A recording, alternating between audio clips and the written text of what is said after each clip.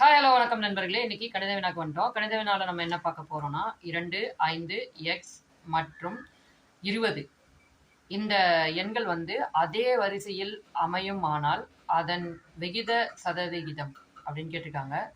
அதாவது வந்து ratio and proportion தான் கேட்டிருக்காங்க. சரி வாங்க இது எப்படின்னு பார்க்கலாம். இதை வந்துட்டு கூட்டுத்தொடர் வரிசை அந்த வகையிலையும் பார்க்கலாம், விகிதம் அதுலேயும் பார்க்கலாம். கூட்டுத்தொடர் வரிசைன்னு வச்சுங்களேன், 2, 5, எக்ஸு எக்ஸட்ரா 20. இப்போ 2க்கும் 5க்கும் எவ்வளோ வித்தியாசம்?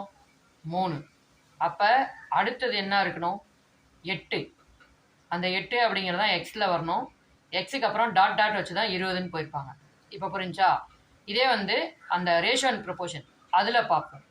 இப்போ எப்படி கொடுத்துருக்காங்கன்னா 2, 5, எக்ஸ் 20. இதை வந்து என்ன பண்ணுவோம்? 2 வாட்டி 20 பெருக்கிக்குவோம். பெருக்கணும்னா 40 அப்படின்னு கிடைக்கும். 5 வாட்டி எக்ஸை பெருக்கினா அதே 40 கிடைக்கும். அப்படின்னா அந்த 40 நம்ம 5ஆல் வகுத்தோம்னா அந்த எக்ஸ் கிடைச்சிரும். 40 5ஆல் வகுத்தா 8.